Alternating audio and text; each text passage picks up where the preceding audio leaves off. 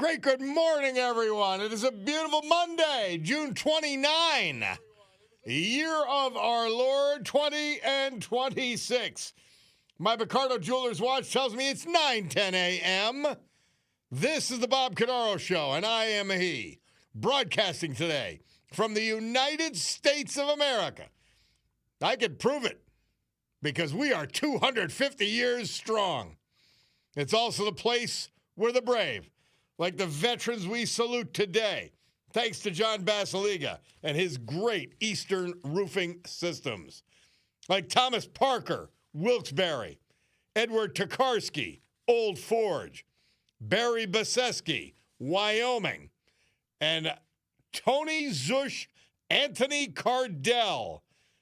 Born Wilkes-Barre, he was from Peckville, the United States of America, founded with a certain knowledge and understanding by our amazing, irreplaceable, and profoundly wise founding fathers who knew that government should never be, could not be, and they did their best with the Constitution to make sure it would not be our parent, our guide, our direction, our salvation, because they knew that people would abuse their government power.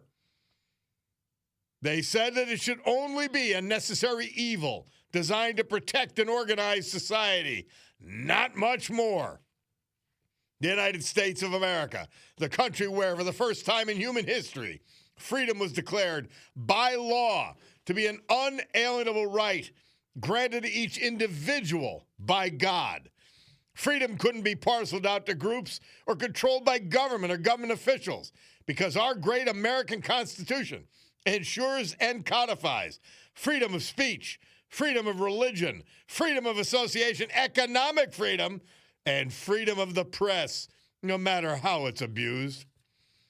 Now, because they were armed with these freedoms, and only because of that fact, a ragtag bunch of immigrants to this country, many of them rejects from around the world, they and their progeny created the richest, most powerful, most culturally diverse and accepting nation ever to grace our planet Earth. America, the only place specifically invented and designed so that every American can live their life in the manner they choose, unlimited by their background, upbringing, race, color, or creed, unhindered by the government or those who would use government to control others for their own comfort, benefit, or power. This Bob Cordaro Show will always be convincingly conservative, lovingly logical, proudly and passionately patriotic, and reliably right. And so, we gavel to order today's meeting of the Club for Common Sense, promising you that our total, immersive, immovable commitment to common sense will provide a sanctuary of sanity to all of you who hearken here for the balance of this singular, extraordinary morning. A gentle warning, this is not a safe harbor for stupidity. Such nonsense will be roundly and, dare I say, harshly attacked throughout the program. We will not suffer fools gladly. And their foolishness, their ignorance, willful or otherwise, will be called out with intent, purpose, and vigor, designed and in today's days, sadly necessary, to save our great republic from evil, senselessness, and weakness, which can even now, 250 years in, bring this noble and incredibly successful experiment down. It's our job. It is our obligation. And it is our honor to aggressively oppose them. Well, welcome. I think that as we look at the week, we're going to talk a lot about this country. This is huge. And you know, I think about it, and we've got this insanity in this country, willful ignorance, pushing for communism and openness to Islamic rule. And those left-wing goofballs and the Islamists working together, temporarily, I might add, for the benefit of the idiot leftists, to take this country over, to destroy it. And the first people they're going to destroy are the people whose freedoms are working with them, all the left-wing lunatics. And now, crazily, you've got Muslim candidates who are Islamists, like Mayor Mamdani. The Supreme Court said, hey, and I want you to think about this. The Supreme Court of the United States said, temporary status is temporary. Oh, my God, so crazy, so revolutionary, so cruel. And Donald Trump posted in a jaw-dropping display of open defiance against the Supreme Court and federal law. New York City Mayor Zohran Mamdani is doubling down on sanctuary city insanity after the High Court ruled 6-3 to let the Trump administration end. Let's use the word. By the way, this is what they called it: temporary protected status for over 350,000 Haitians and thousands of Syrians. Mamdani has a rally with Haitian activists. And he said, the ruling puts so many people's lives in jeopardy. Yeah, their lives here in jeopardy. He pledged the city he runs will not accept it. Mamdani said this city, the one that we love, is the one that has been built by so many from so many different parts of the world. See, they never count legal versus illegal immigrants. Never. We stand here ready to be in solidarity and beyond just the language of solidarity, actions of solidarity. He called it it's not only cruel, it's something we will not ever accept. So in other words, sick brain in New York will not accept the rule of law. Well, of course not. The rule of law works against his agenda. Common sense works against his agenda. And temporary protected status is permanent. See how the language, normal things don't even count for these people. This is the sickness. This is the disease we are fighting against. Crazy stuff. All right. Bob Cordaro, WILK. It's a Monday. It's the 250th anniversary of the most amazing, most incredible, and the best country ever founded and created, the United States of America. We'll be back.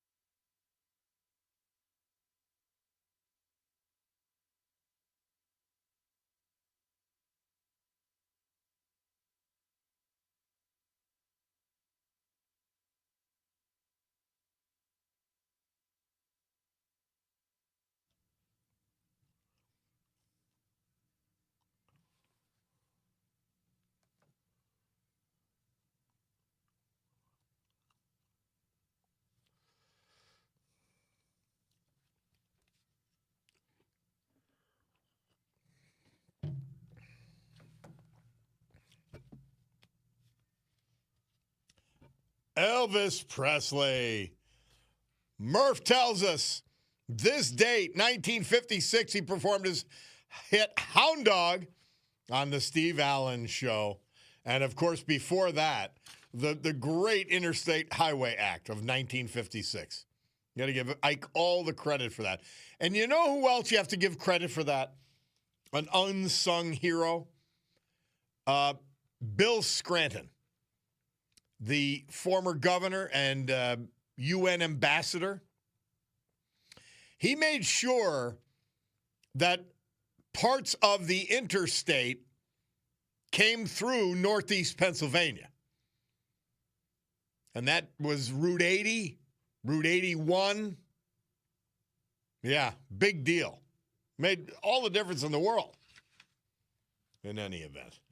I'm watching Fox, and they've got great coverage of America 250. I look at the other cable channels, it's like it's not happening. It's really disgraceful. We've got the Democrat Party and the left almost completely ignoring this anniversary because that might shed positive light on Donald Trump. This is insane. These people are not right. They're not balanced. Hey, Mike Korb's on the line. You had your big event over the weekend, the Carnegie Heroes Monument. Michael, how did it go?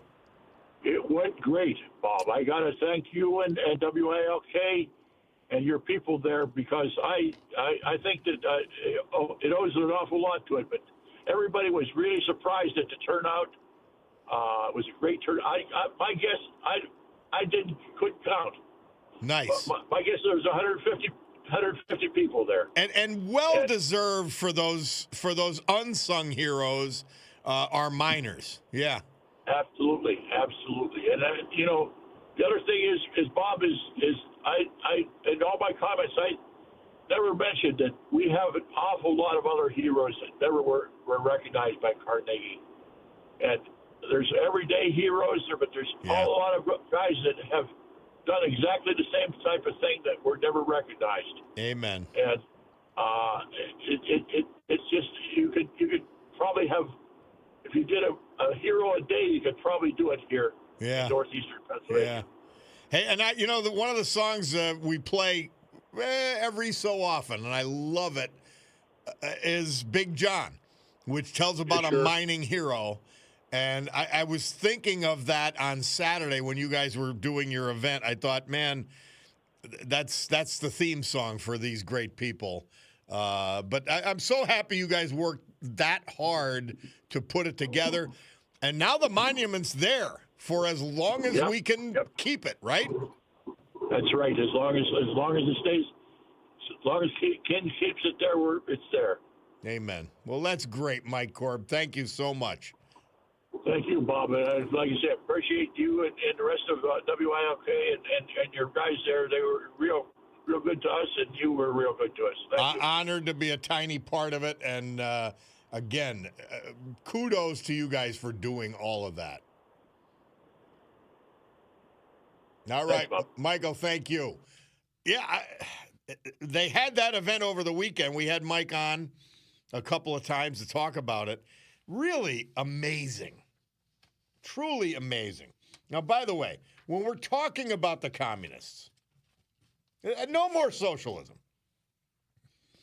I was at Rags's with Mr. Paul and Murph and another gang. The Lewises were there. Brother Ron was there. The Gentiles were there. And so many other great people. But I said, I mean, and we were talking about, I'm not calling them socialists. That sounds too nice. It isn't what they are. These people are pursuing an evil philosophy. Now, I want to go on top of that. Here's the fact. It has never worked. It has never made people's lives better. Life under communist rule cost over 100 million lives in the previous century. Why? First of all, because it creates scarcity. Second, it creates government power that is horribly abused. And when it fails, communism, when their brand fails, they then oppress people and literally kill them to bring them in line because they were going to continue with their experiment, their communist Marxist experiment. They were going to continue with it no matter what. And now they've aligned with some of the most dangerous religionists that we have ever seen, the Islamists. And they are looking to destroy this country, destroy your freedom. And the Democrat Party is not only complicit, they are all in. They're all in on this. It's insanity.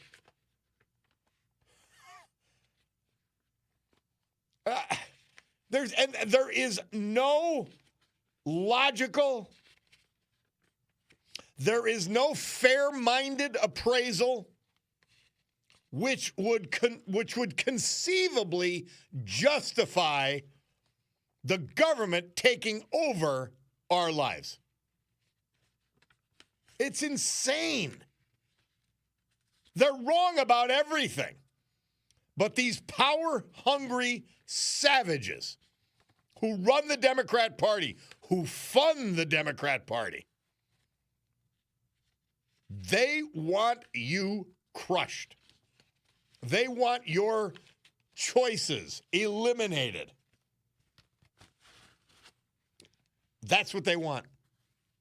By the way, we're going to have Chris Finazzo on today at 11 o'clock. Chris is my pal from Fort Dix. Convicted of a crime by a jury and a judge. I've got to give the judge his due. A crime that the Supreme Court 5 years later, after he was in prison 5+ years, said didn't exist. It's not a crime. What's the matter with you people? And so having to do business dealings. And so he served essentially a full sentence. By the way, somebody texting in, you can vote your way into communism, but you can't vote your way out. That's right. That's exactly right. You could vote your way into Sharia law. You can't vote your way out. Once it takes over, it's over. That's the fight. That's why I'm begging you people to vote. This fall, common sense against the Democrat Party lunacy, against the left. Do what's right for you, your family, your community, your country. Okay. 9:31 on my Picardo Jewelers watch. Let's take our leave to hear from our great sponsors. And then we'll come back with a Veterans Tribute. The weather. I've got a little essay on Marxism and communism and socialism and all the bullspit that these fools are trying to foist upon us, and that some of you are willingly swallowing. We'll take a break and we'll be back.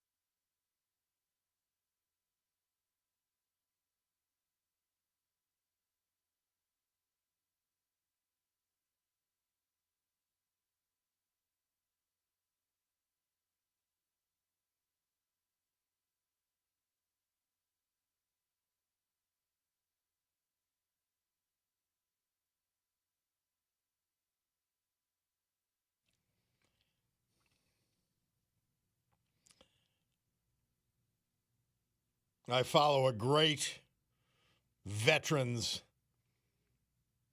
American Veterans Center on Instagram. These inspiring stories. That one from Rudy Meekins, Korea War veteran, multiple Purple Hearts.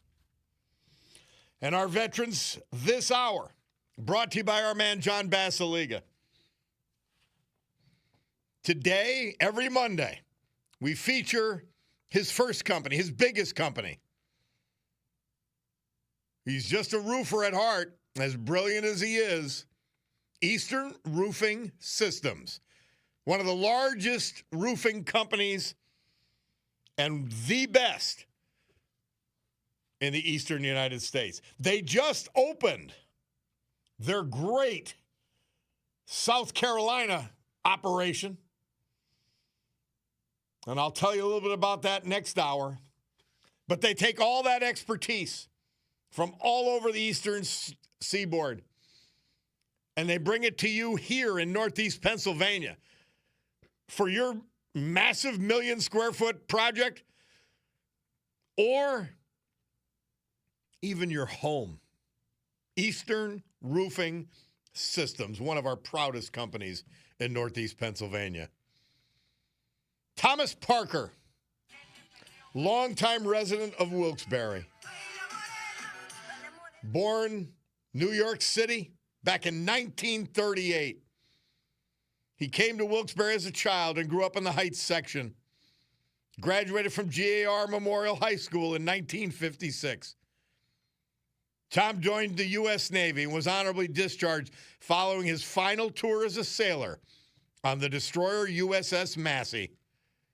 He later continued his education and earned his bachelor's degree from King's College in 1976. Tom was a 31-year veteran of the police department of the city of Wilkes-Barre. He served as a patrolman and a detective and achieved the rank of lieutenant as watch commander before retiring in 1995 after 7 years as captain of the patrol division. Tom was a life member of the Fraternal Order of Police, Northeast Pennsylvania Chiefs of Police Association, Luzerne County Chiefs of Police Association. Tom Parker married Nancy Pluto back in 1963. Over the past 63 years, they enjoyed traveling to all 50 states and more than 35 countries.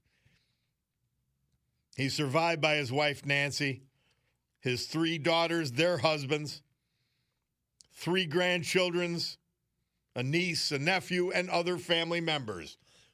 Thomas Parker, Wilkes-Barre cop. Edward Tokarski. We lost him June 3rd. He was from Old Forge. He was 83. Survived by his loving wife and best friend, Pat Roach Tokarski.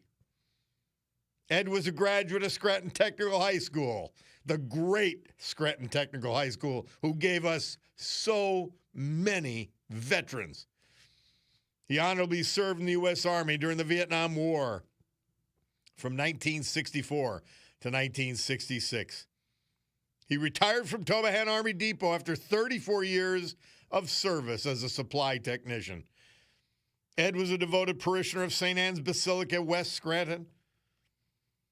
In addition to his wife, he survived by his daughter, his son, his granddaughter, cherished bonus daughter, Melissa, her sons, whom he loved as his own grandchildren. Above everything, Ed treasured the life he built with his beloved wife, Pat, and the family they shared. Edward Tokarski, our great veterans this hour, brought to you by the Great Eastern Roofing Systems and our man, John Basiliga. AccuWeather forecast today, very warm with intervals of clouds and sun, high 88. Man, it sounds like a water park day at Montage, doesn't it? Tonight, partly cloudy and humid, low 66. Now tomorrow, here's where it really becomes water park days. Hot with partial sunshine. Danger of dehydration, heat stroke while doing strenuous activities. I got to be honest, I plan to do them. High 92, low 71. Wednesday, it gets worse. Mostly sunny, very hot and humid, dangerous. Seek time in the shade and stay hydrated. The high will be 98, low 71. Thursday, sunny, very hot and humid. The heat will be dangerous, especially those without air conditioning. High 100. The low is 73. 100 degrees Thursday. Friday, that's when we got the big shindig down on Courthouse Square in Scranton. Partly sunny, hot and humid with a thunderstorm possible in the afternoon. Says again, stay hydrated. Temperatures remaining dangerously high. The high will be about 97. The low 72. This is a water park. Let's just call it water park week. It's water park week at Montage. Right now, 75 degrees at Montage Mountain.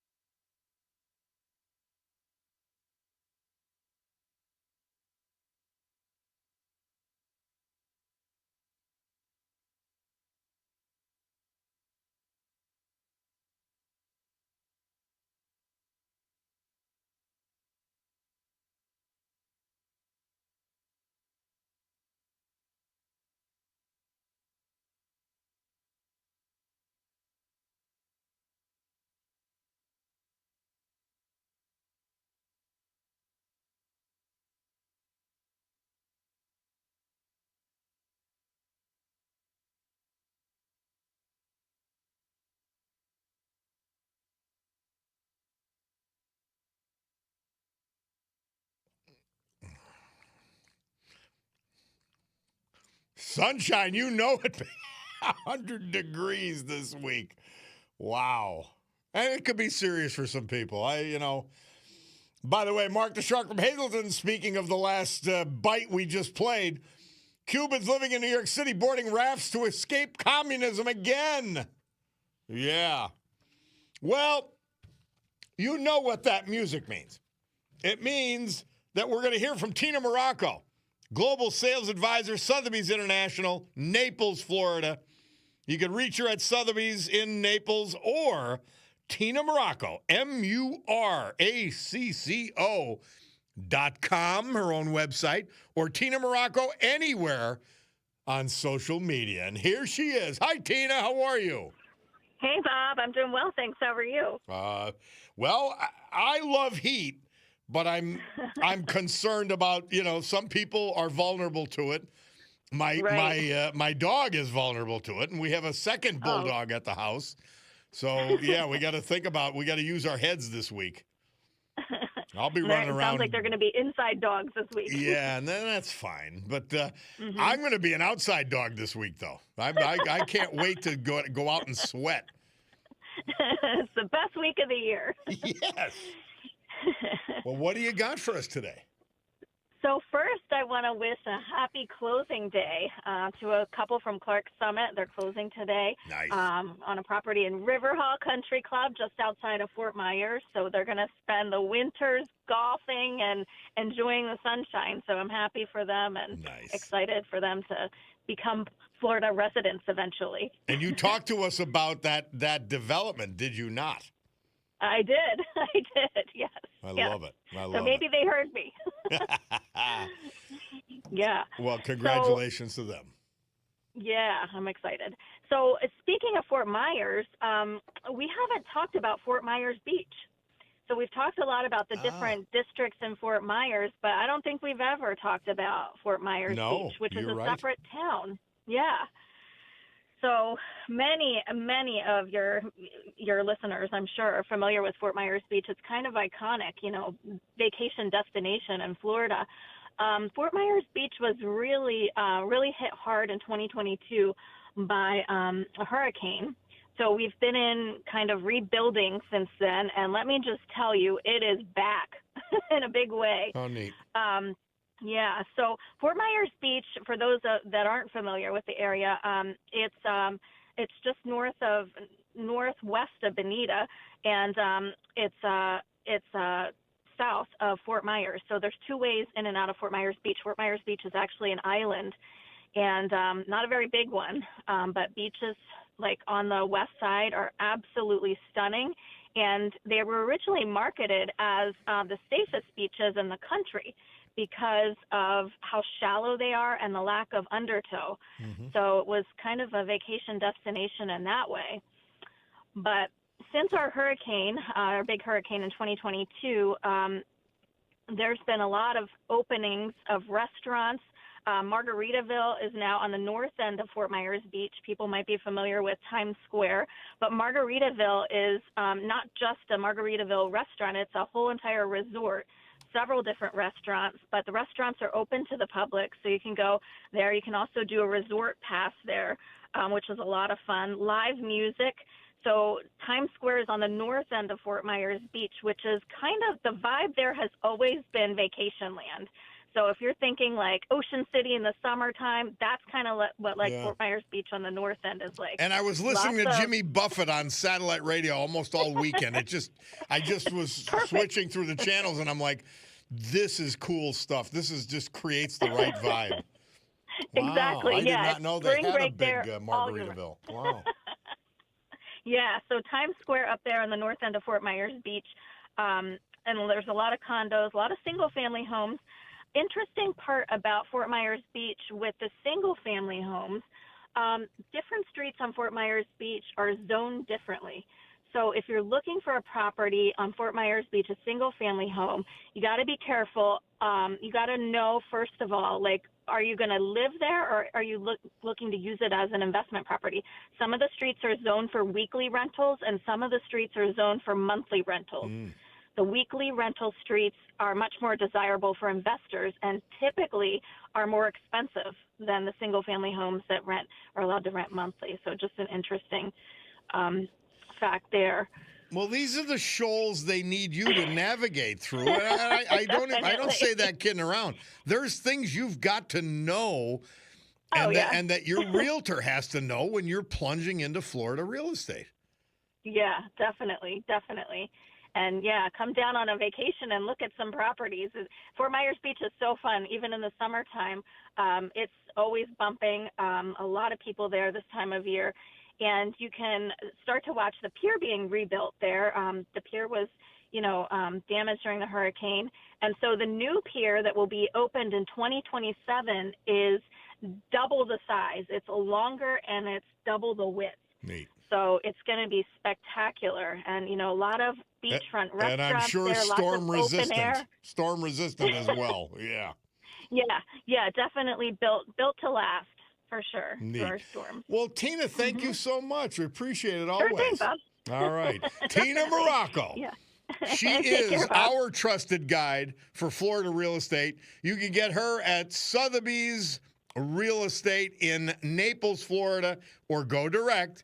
Tina Morocco, Muracco, TinaMorocco.com, or anywhere on social media. Thanks again, Tina. Always a pleasure. Thanks.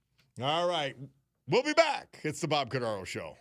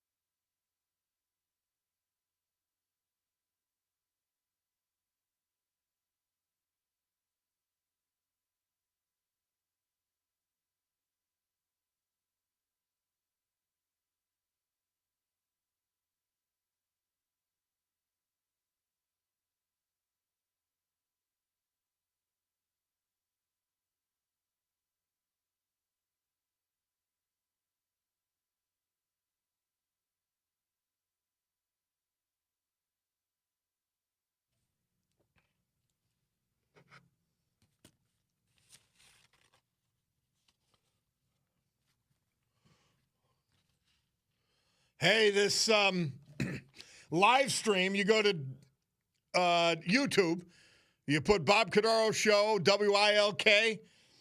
I've got my all-time great. I'm not a soccer fan, but I've got my all-time great line of clothing all this week because they are very patriotic. And Chris Finazzo's on today, the founder of the line, but it's got the soccer deal on it. Very nice. And that live stream is brought to you by Roach Supply, the premier bath and kitchen supplier in Northeast Pennsylvania. 75 years in business. Why? Because they're great. Visit Roach Supply, ROCHE, roachsupply.com today. All right, let's go to our man, Larry. Larry, thank you for your patience. We got about a minute, my man. Boy, you always do this, Bob, right up against the news. Well, anyway, Larry, when else was I going to do it? Anyway, Johnny did not play my new song, Bad Moon Horizon, second time. See, he's trying to make up for it with you, Larry. Okay, well, anyway, Bob, you talked about the interstate. Yes. Worst thing that ever happened to this country. It destroyed thousands of lives. It destroyed small towns. It destroyed Plymouth. It's the worst thing that ever happened. And where do we get that from? We copied off of Adolf Hitler, the Autobahn. You like copying off of Hitler? What we should have built was railroads. You have railroads. They stop at a depot. Trucks pick it up. They go to certain areas. Guys are home every night. They don't have this cross-country driving, which is a bunch of bullshit. Well, I love how, I mean, you're really in high dudgeon today over the interstate highway system. It's the worst thing that ever happened. There was a lot of displacement. There's no doubt about that. Plymouth on a weekday or weekends, the streets were crowded with people. Now Plymouth is a damn ghost town. Bob, I don't know what happened to you. You know, you're like Yogi Berra. You came to a fork in the road and you took it. I played the history, Larry. Did you hear me commenting how great the interstate highway system is? Well, I didn't say anything either way. It stinks. It's bad. It's bad. Bob, before, what do you have? You had Route 66. Remember the TV show Route 66? No, but I've heard of it. Well, it was fantastic. Well, I'm not disagreeing with some of the displacement that happened. Not at all. I get it. Like I said, if we had more railroads, Bob, the guys could have been home every night. They wouldn't have to travel across with all these damn tractor trailers on the road, people getting killed and everything. It stinks. It stinks. All right. Well, that's where I'm at. I'm kind of like peed off, Bob. We like when you're aggravated. It's that's more good. entertaining. That's good because you'll hear a lot more of it. All right, buddy. I appreciate it, Larry. Talk to you later this week, I hope. Okay. All right. Thanks. Okay, Bob. Man.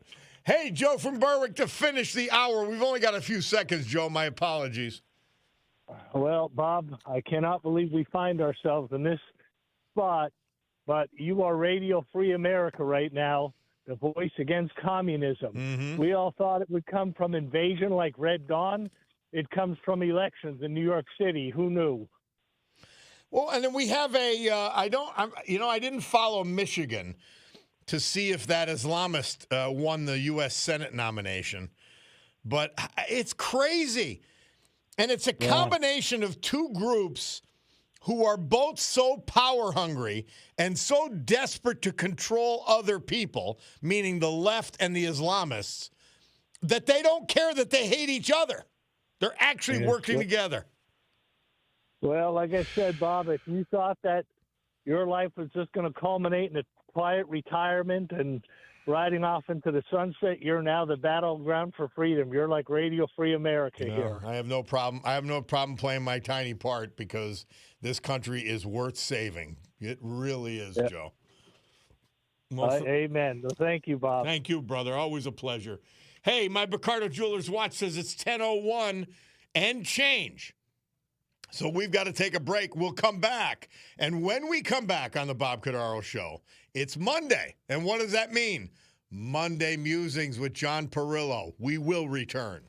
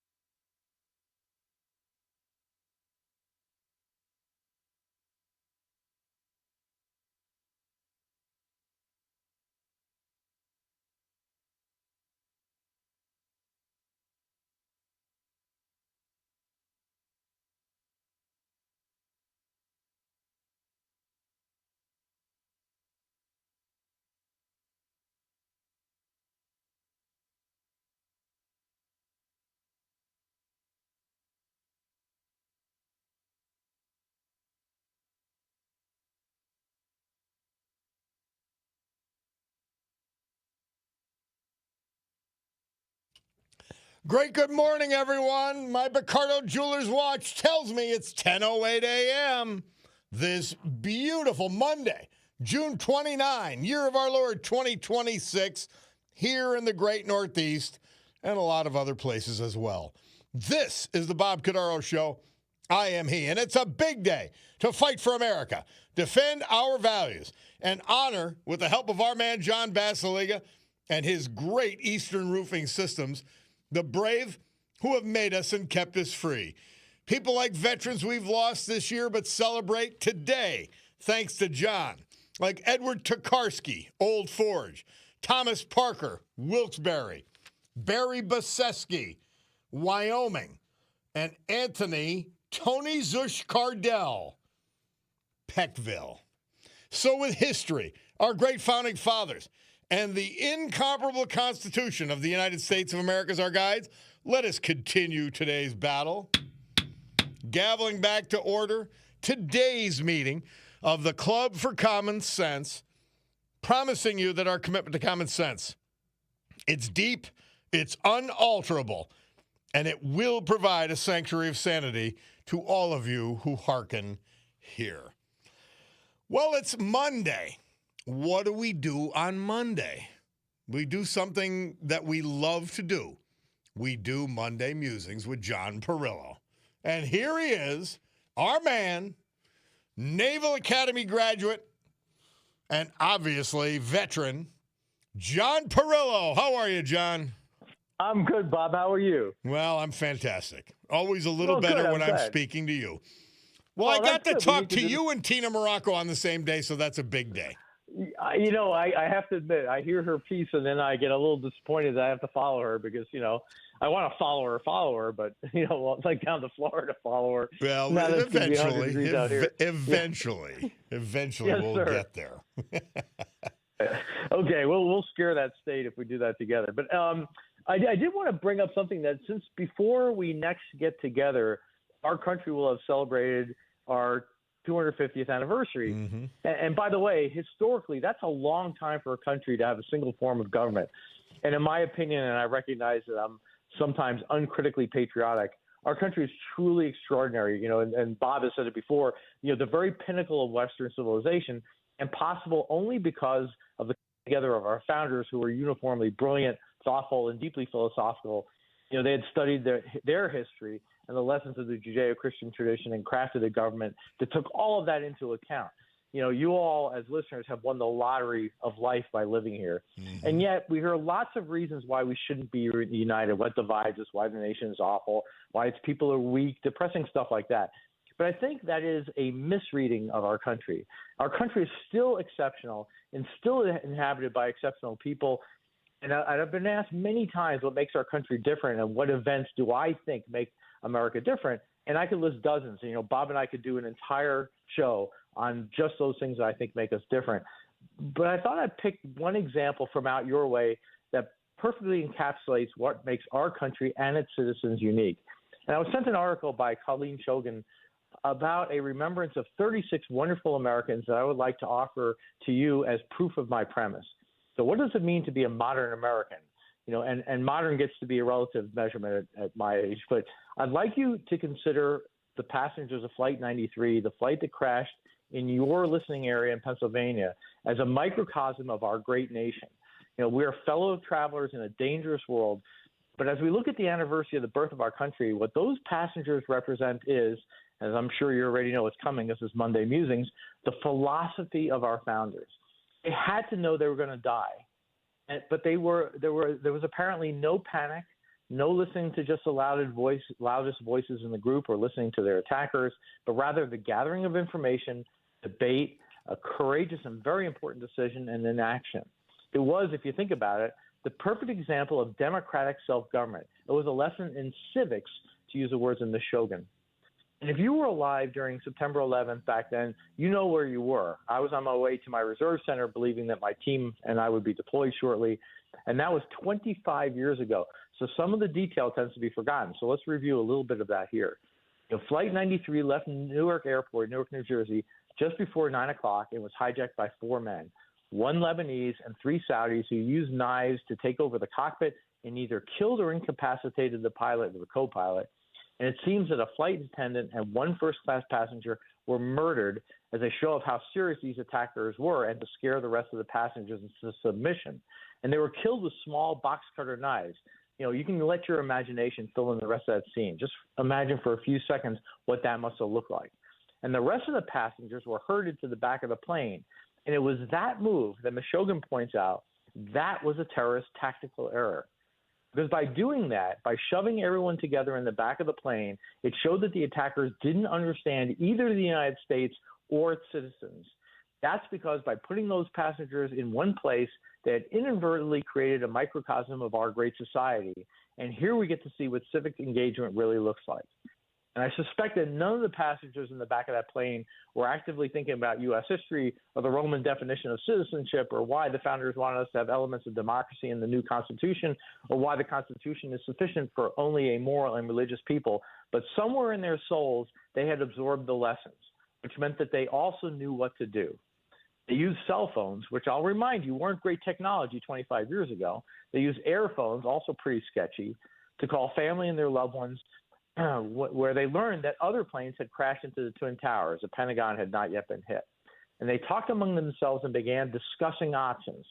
There were something like 37 different calls made, and you can find some of them on the web, and I'd encourage you to do so. They're absolutely heartbreaking. And as Bob reminds you every Friday, you know, that he reminds you that tomorrow might never come and to say goodbye heartfully every time we leave, you know, our loved ones. But they were also gathering information, G2 or intel, as we say in the military. And these were very normal people, well, normal Americans, if you will, which means that they were a cut above the normal people everywhere else, in my opinion. Meshuggah gives us some names. Jeremy, a sales manager, calling his mother-in-law to say goodbye to his wife and explaining that, quote, the passengers were voting on whether to storm the cockpit and retake control of the plane. Now, think of that for a second. They were voting essentially over how they were going to die. What does it mean to be American? It's not to gather information, debate, and then vote on a course of action. They were precisely what John Adams referred to as, quote, religious and moral citizenry, for damn sure right there.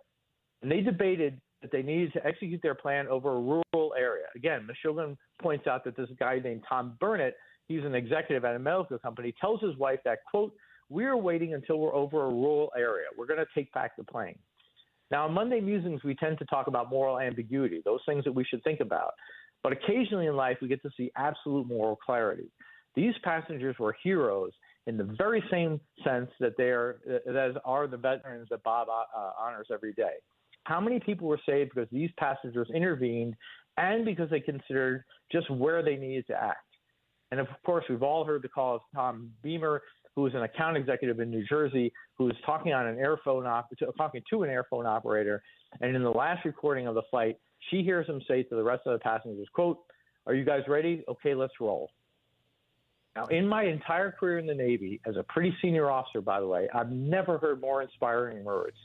Right? They less than 30 minutes after the hijacking, that the passengers of this flight, representing these United States, representing all of you, counterattacked.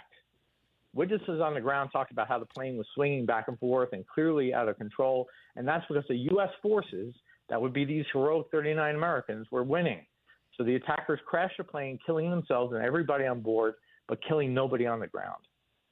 And in their final act, these Americans performed one of the greatest and most courageous acts of civics in the history of our nation.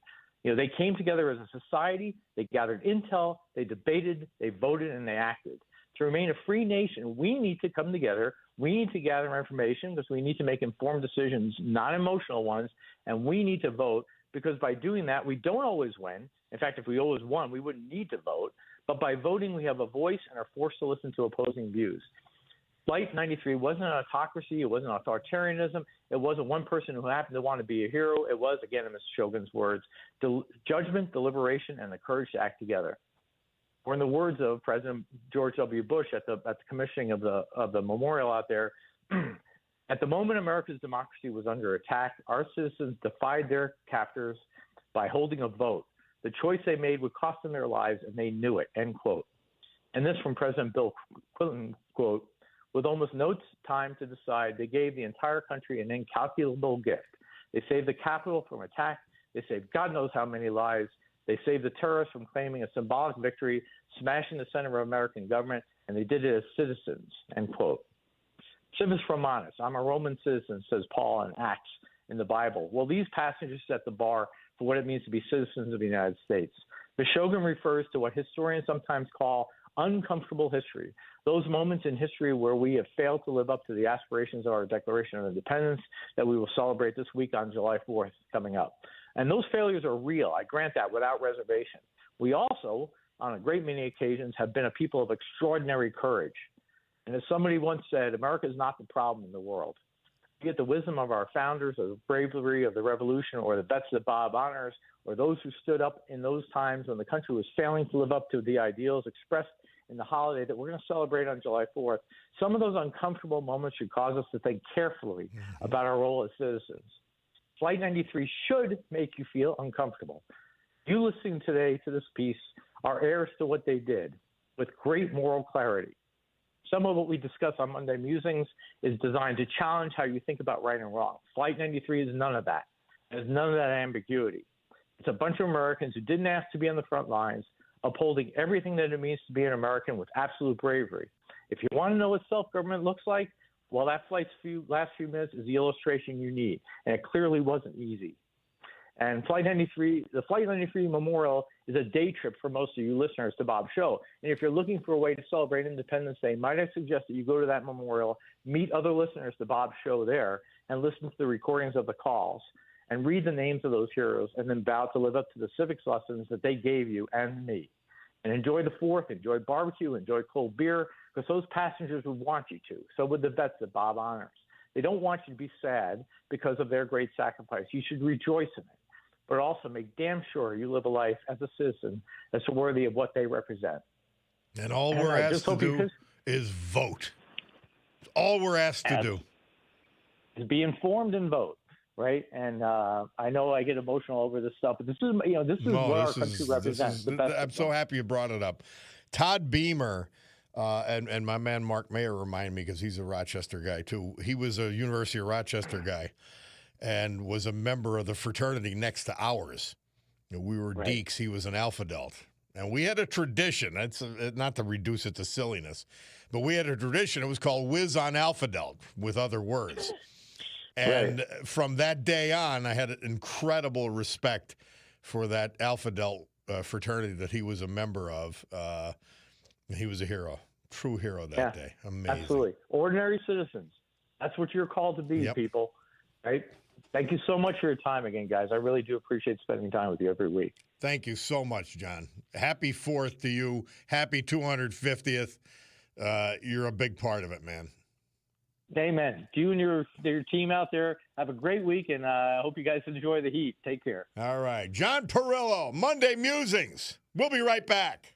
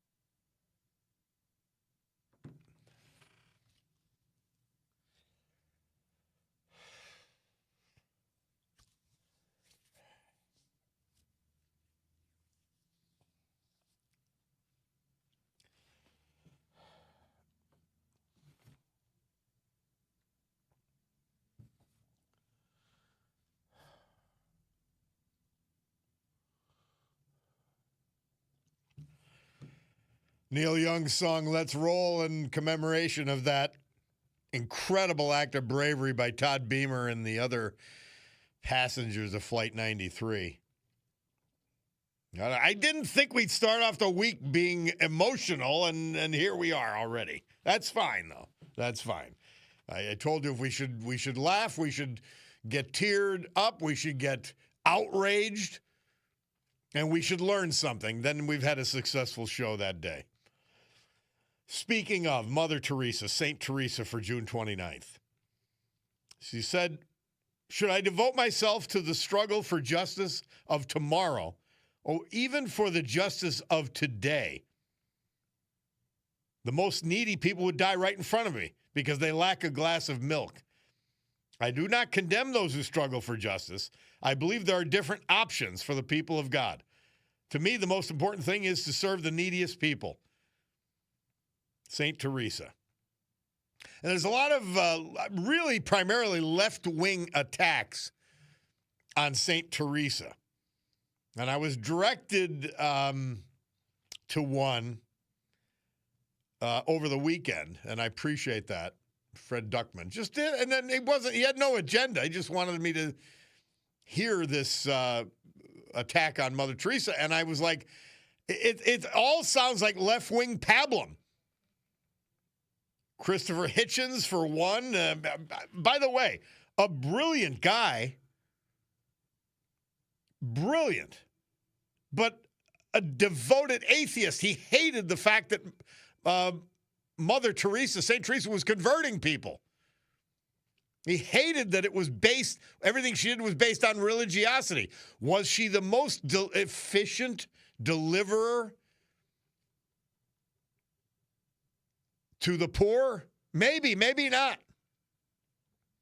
But she did it, and thousands of others worked with her to do so as volunteers and in her sisterhood. The great Mother Teresa, St. Teresa.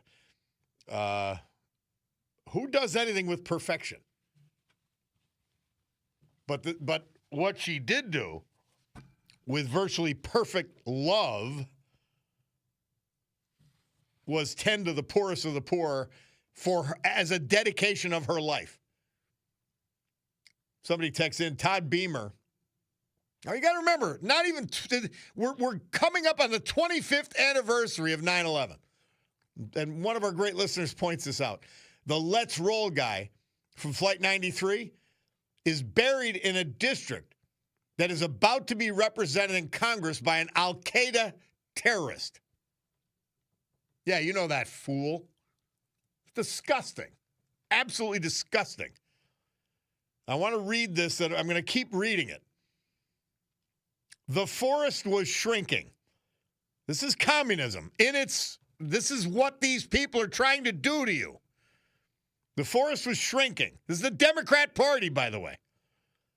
Complicit and willing partners. The forest was shrinking, but the trees kept voting for the axe. For the axe was clever and convinced the trees that because his handle was wood, he was one of them. How sadly true is that? We're watching it try to unfold. It's our job to stop it. Let's go to Fred in West Pittston. Fred, how are you? Good, Bob. Not having a booth at Washington, D.C. Fair and agriculture, the Liberty Bell, you could go on and on. You could spend 2 shows why Shapiro looks like an ass not doing this. Yep. It's so hard to believe. Pennsylvania did not have a booth. Now, Bob, a lot of farmers in Pennsylvania are, I think, Republican, and maybe, who knows. But I tell you what, they're going to remember this when the farm show comes up, because they pay from $100 to $900 a booth to get in the farm show in January, I think, when it is, whenever it is. Mm-hmm. But how stupid Josh Shapiro is for doing this for Pennsylvania puts him to such a low level. It's hard to believe. Because he's running for president and vice president. He doesn't. He is like Paige Cognac. They don't give one spit about you. They care about their agenda and their personal ambitions. They don't care about you, period. There's the proof in the pudding. You know, there's so much you can talk about. I hope you get into this, but I'm telling you right now, he's a fool for not doing it. And this is going to drive his popularity down. I hope so. I hope Arnold Zuckel and Mr. Haney don't show up. Have a good day, Mike. All right, man. Thanks, Fred. Yeah, disgrace. Josh Shapiro is a disgrace. Stacey Garrity, she's going to be at Yucca over on Railroad Avenue tomorrow early evening with the veterans. She's a veteran herself. And she's our candidate for governor. We love her. Common sense. She's already has proven administrative ability, proven courage, the whole package. She really is the whole package. All right, we've got to take a break. Let's hear from our great sponsors who we love and we hope you patronize, and tell them where you heard it. And then we'll come back with our Veterans Tribute, the weather, brought to you by Montage, and more.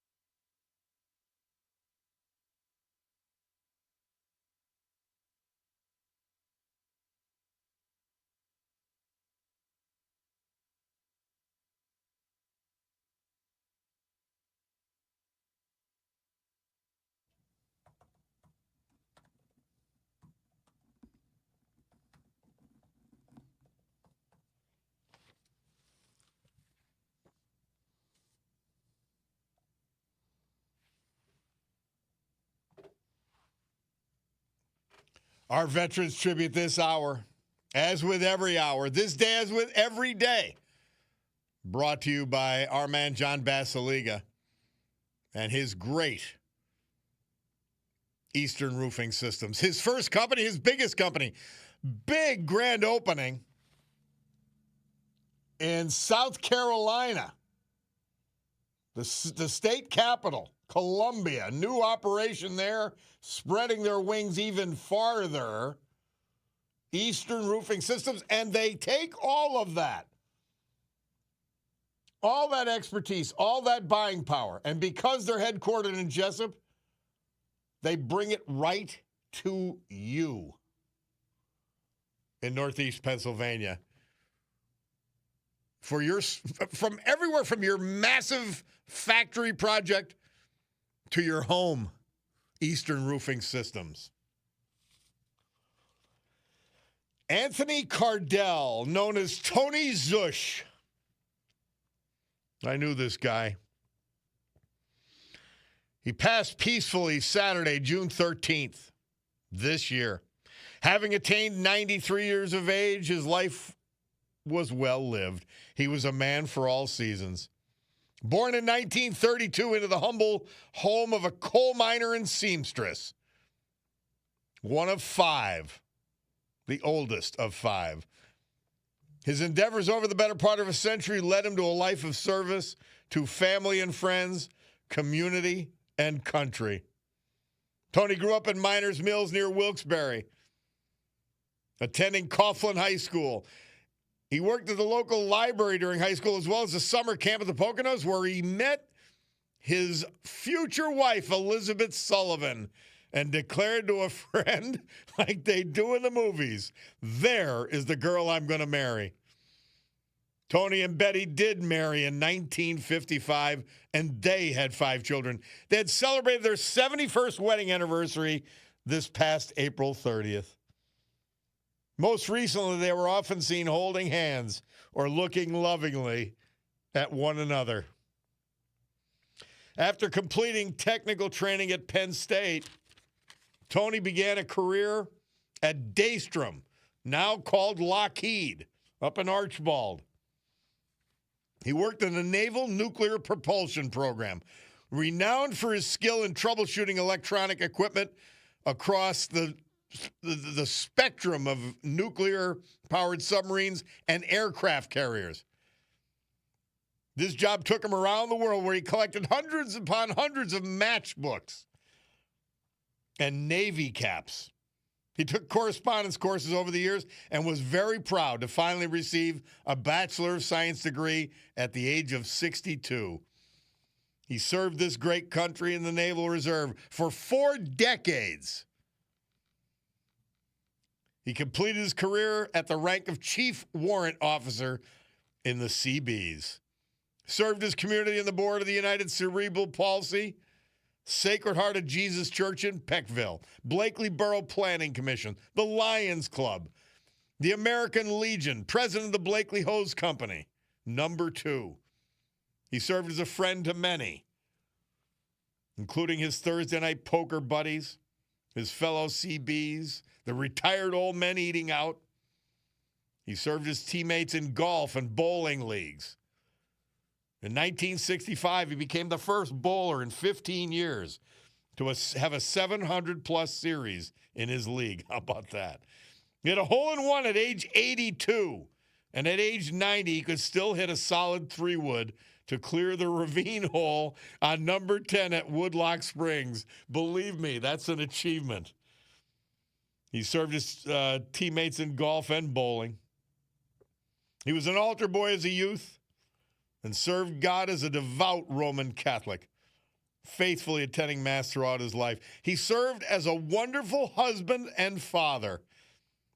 His life was indeed well lived. He was a man well loved.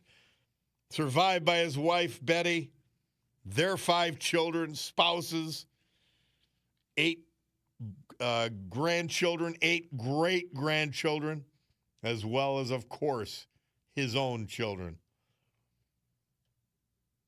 Anthony Tony Zush Cardell, our great veteran this hour, brought to you by John Basiliga and his amazing Eastern Roofing Systems.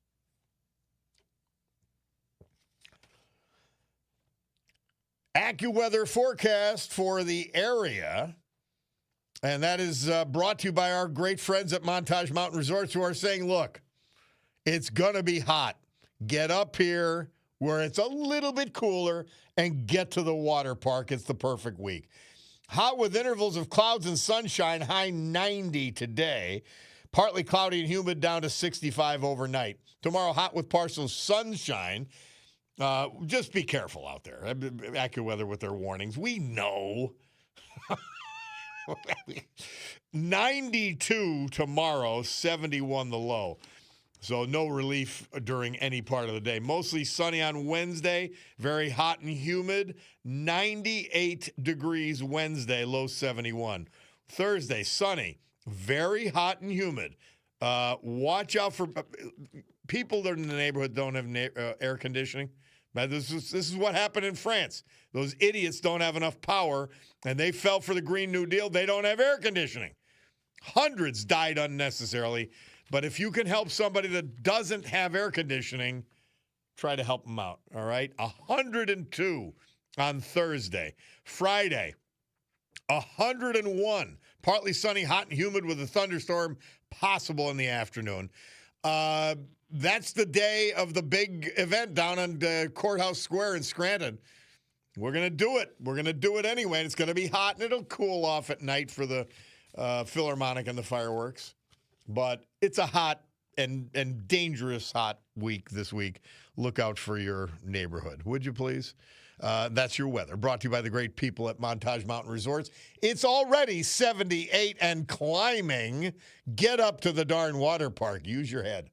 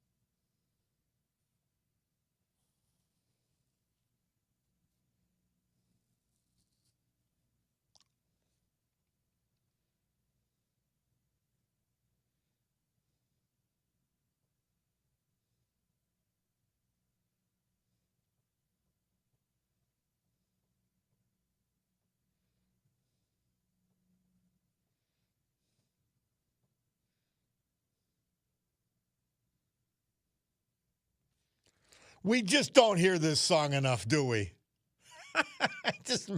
it just makes you happy. It really does. It brightens your day.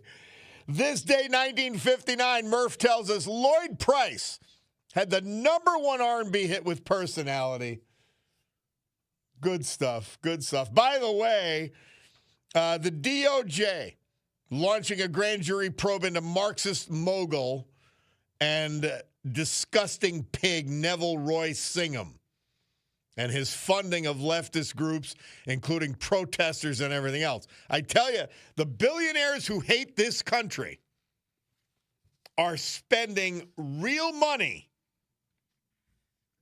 to get leftists and lunatics elected. And I by the way, the Soros family max contributions to Paige Cognetti. And she is for Congress against our great Rob Bresnahan. And she is not only accepting their money and other left-wing dark money,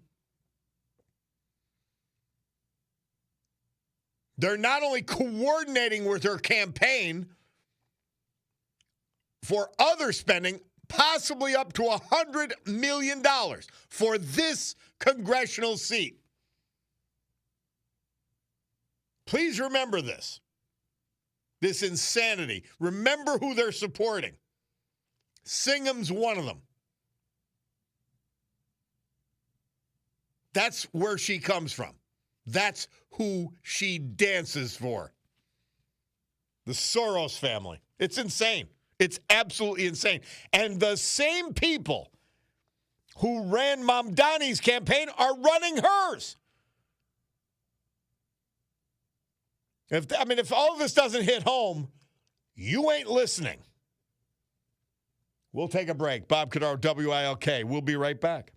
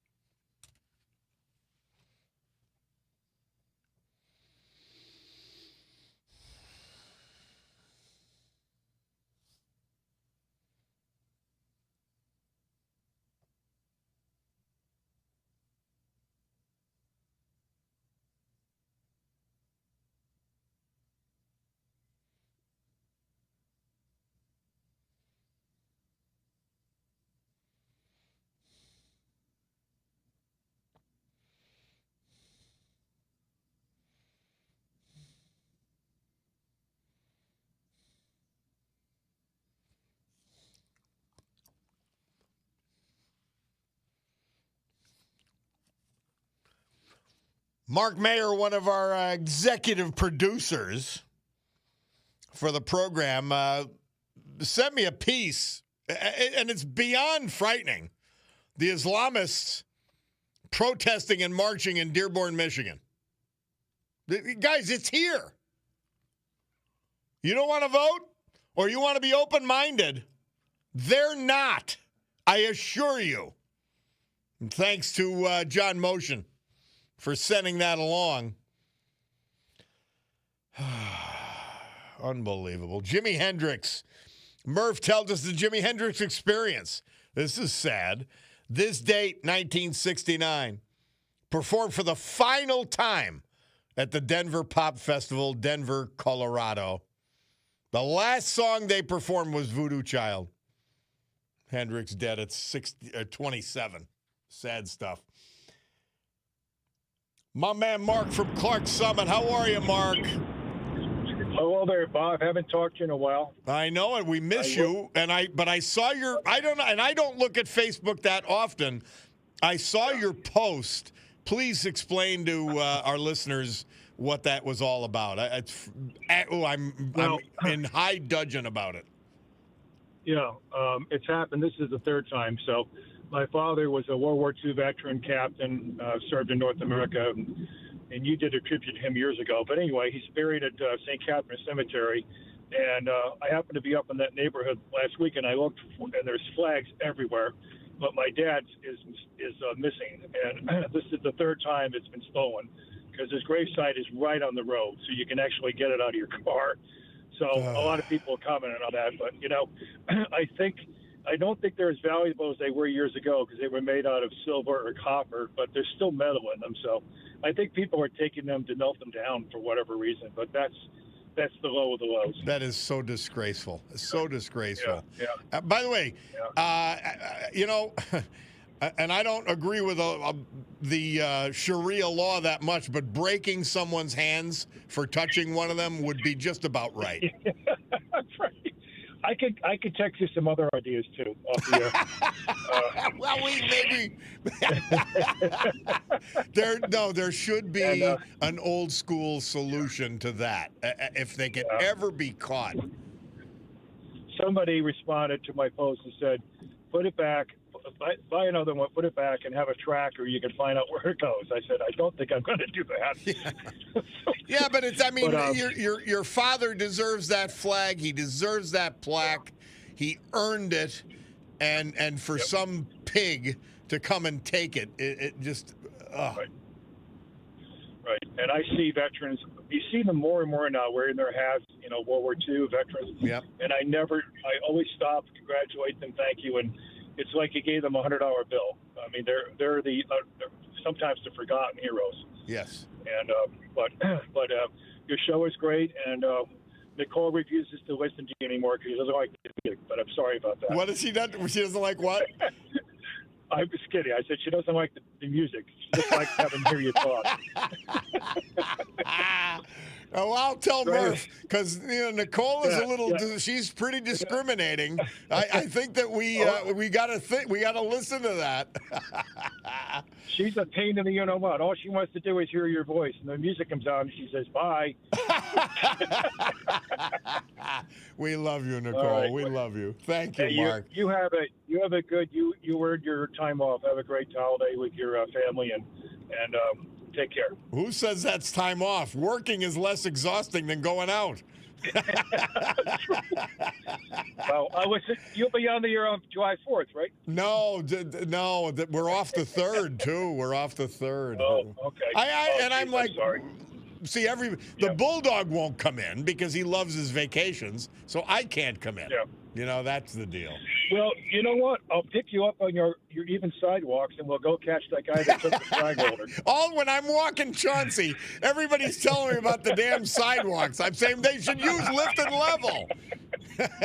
Yeah. The whole city could use lift and level. I know it. Thank you, Mark. Hang in there and keep replacing it. We're not giving up. Maybe we'll do a little camera there.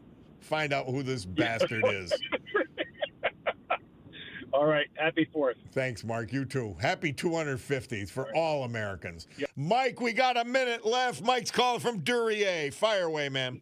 Could I like to take a little more time than a minute. Can you hold me on it and put me on after the news? I've got an interview after the news, so your call, though. If you could hold on for a while, yeah. Well, you know what it is that everybody is talking, Madami, mayor of New York City. But, there's I looked up some information. They have $116 billion a year. And out of that, $101 billion is paid by taxpayers, and there's only $15 billion extra. People are doesn't matter who's mayor of where, Wilkes-Barre or New York City. These pensions and these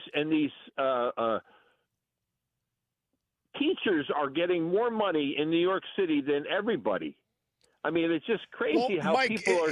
At least the teachers are working, at least most of them. The money is going through nonprofits. Not $15,000 per kid per year. Oh no, the That's spending crazy, is Bob. insane. But the spending is so high because these nonprofit leeches and these NGO leeches are getting. Unions. It's the union. You got a guy working there, Bob. What's his name? Well, you disagree with me, but you happen to be wrong. The NGOs. Well, no, how am I wrong? Listen, because you got to listen to understand you're wrong. The NGOs, the nonprofits, the consultants, the legal. You got a guy working there. You got a guy working there. He's retired 25 years. He retired at 30 years in the police force. And everything I hear at a Bob's name is, Rob is I did this. I did this. I worked for the FBI. I did this. I did that. I was there. I was here. I was there. He only worked 20 years. He's been collecting on a taxpayer in New York City for 30 years now. And now he's working for you guys. I mean, he's taking somebody's job from the newscasting, and he's making tons of money on the side from the New York City taxpayer. People in this world, in America, have to realize we're coming to a head, Bob. I mean, this is crazy. I mean, how can you spend? Let me say this. How can you spend $15,000 per kid? I can give $10,000 per kid. Now we're paying $15 per kid. I can give each kid in Wilkes-Barre $10,000 a year to buy your own computer, buy your own food for the year, and we'd be ahead of the game. Leadership of the teachers' unions is a disgrace. The agenda of the teachers' unions is a disgrace. And the people that they are supporting and the nonprofits and the NGOs to the tune of $20 billion plus per year. Whatever you want to talk about. No, but this is all set in stone. Madami can't change nothing. Out of the $116 billion a year, they have to pay $101 billion as $116 billion. That means teachers, firemen, pensions. The police and fire and all the active police and fire and all those people that are in that type of situations. Well, my view, and listen, we got to go, and we'll agree to disagree. They've earned it. We'll agree to disagree. 11:02. That is the time. That's what Picardo's watch is telling me. That means we're past time for the news. We'll be back, and we have my friend Chris Finazzo. We're going to talk about his new clothing line launching, and then talk a little bit about his book and his prison experiences. It's the Bob Cordaro Show.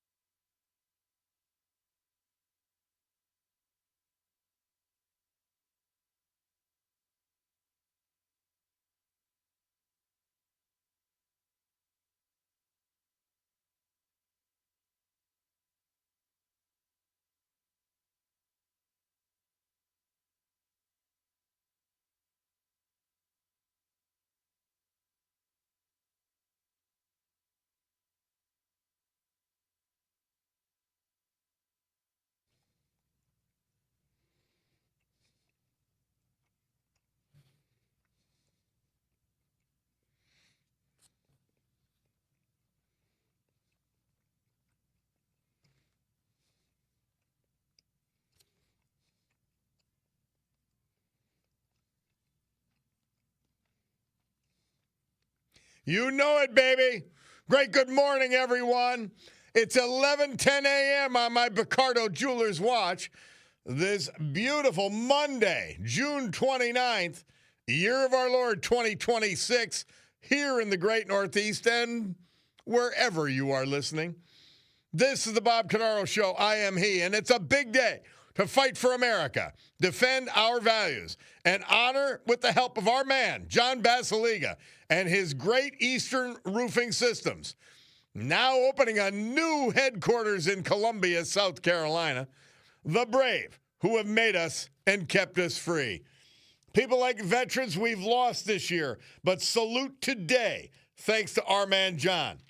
Like Anthony Cardell, known as Tony Zush, Peckville, Edward Tokarski, Old Forge, Thomas Parker, Wilkes-Barre, and Barry Baseski, Wyoming. So with history, our amazing founding fathers, and the incomparable Constitution of the United States of America as our guides, let us continue today's battle. Gaveling back to order, today's meeting of the Club for Common Sense, promising you that our deep, enduring, and unalterable commitment to common sense will provide a sanctuary of sanity to all of you who hearken here. Something I wrote, which I'm going to turn into an essay at some point soon. I've got to go through it because we're going to be joined by Chris Finazzo. And you guys may remember Chris, and some of you came to the authors roundtable we had after one of the programs last fall. And he is the author of the Reflections of a Town Driver. And we're going to talk a little bit about that great book because it not only it wove his experience in the federal criminal system and penal system with the experience of so many others, because he was one of the guys who, okay, they trusted him. They let him drive these people, so many of them, from prison. And his interactions with them are awesome. And he is not, you ain't keeping him down. And he's coming out with, has come out with, and we talked about it, and I wear them quite often. For those of you watching the program on YouTube, brought to you by our great friends at Roach Supply, by the way. The premier bath and kitchen supplier in Northeast Pennsylvania. 75 years in business. Visit roachsupply.com today. R-O-C-H-E. 95-year-old Ron Roach, veteran Ron Roach, and 2 generations working alongside him, doing an amazing job. You're not in business 75 years. It's just like the Picardos. You're not in business 75 years unless you're great at what you do, unless you're honest, unless you're easy to deal with. Yeah, so Roach Supply, bring all that. But I've got, and the reason I mention it again is because I've got this beautiful all-time great. I'm not even a soccer fan, but it's all-time great, and it's got this gorgeous soccer stuff on it, soccer ball and other things. So I've got that on. We're going to talk to Chris momentarily. But I want to read you something I wrote probably about 4 years ago. I wish I had dated it. You know, I always tell Lorraine from Hazleton, please tell us, mark the date down when you write it. Well, I didn't follow my own advice. But here it is. I'm going to read it in part.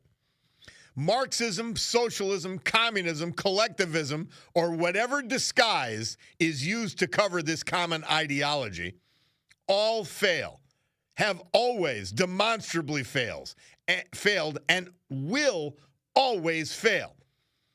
Because incorporated necessarily into these systems is a total, foolish, deliberate, and blatant ignorance of human nature and reality. Not only of the populace of a nation or a people in general, but these isms don't account for and indeed specifically ignore and intentionally avoid human nature and reality of those individuals and leaders pursuing these ideologies. Thus, you are reduced in every instance, including here in the United States, to leadership and followers who are hungry for control and power over others for its own sake. I'll add, or a handout as a means to success.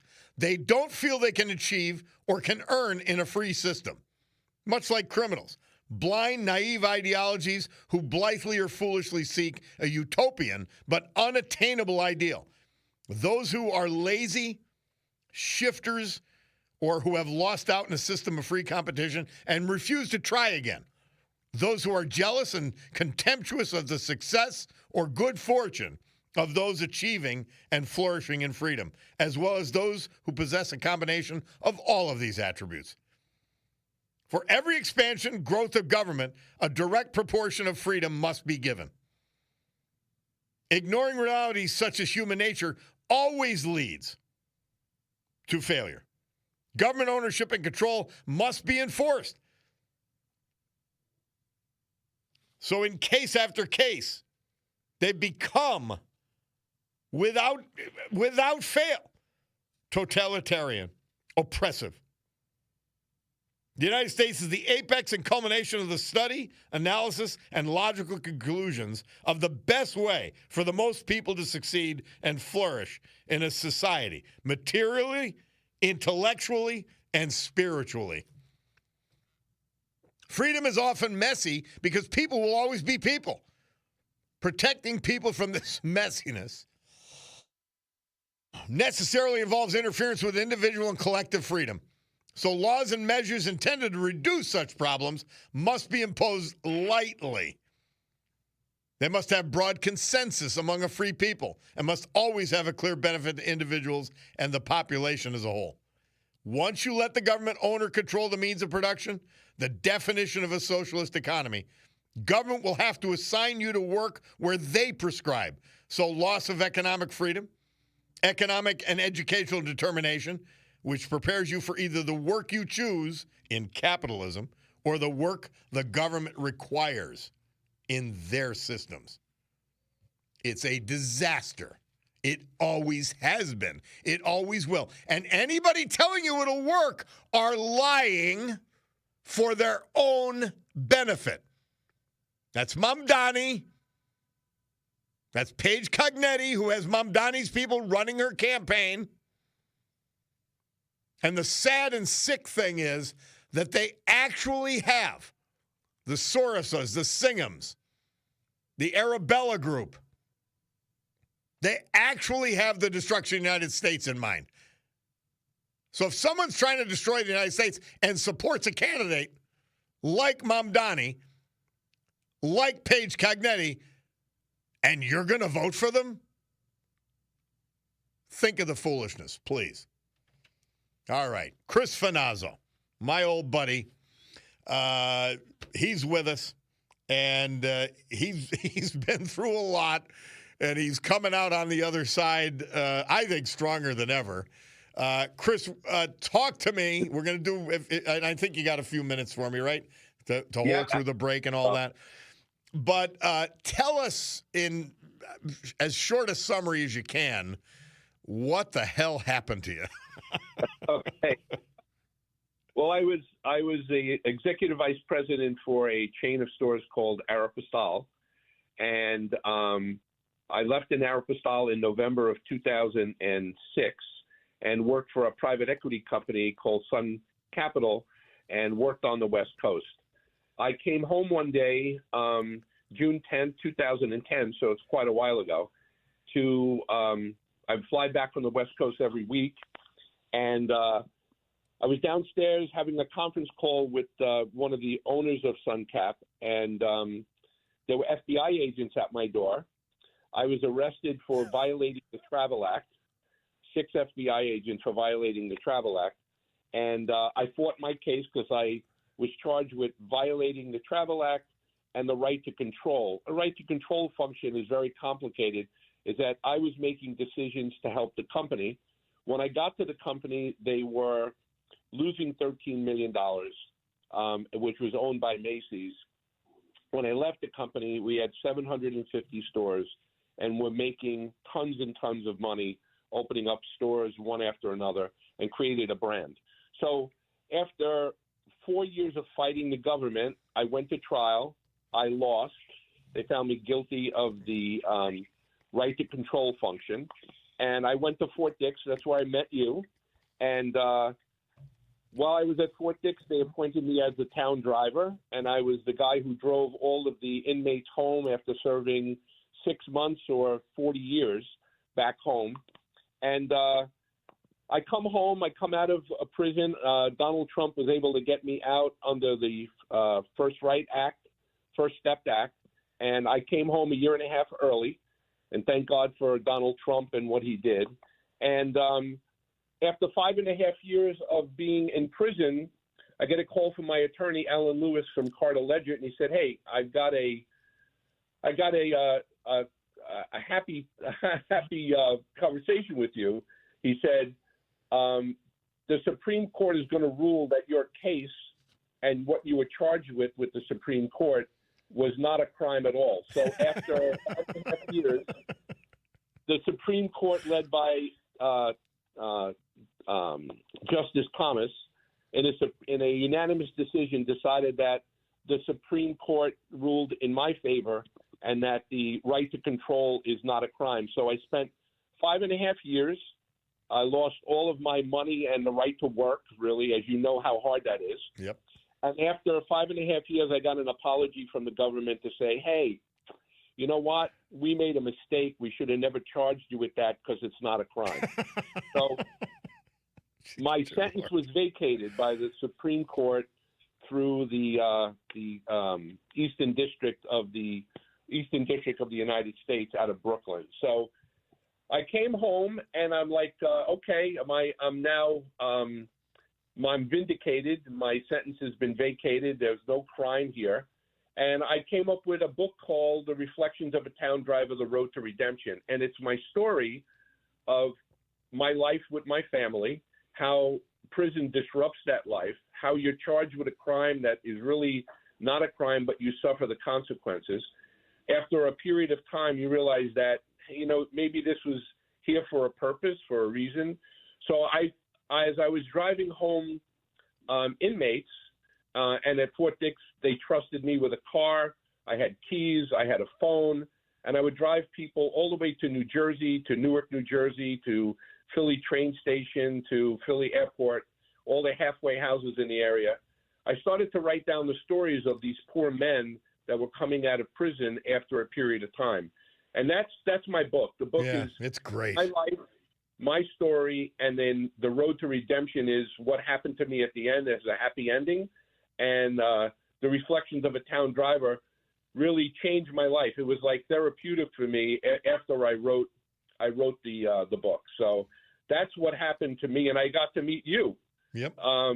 Right? I got to meet you there, and we had some great times together. Even some of my closest friends now, Bob, are people that I met at Fort Dix. Yeah. They have a bond that will never be forgotten.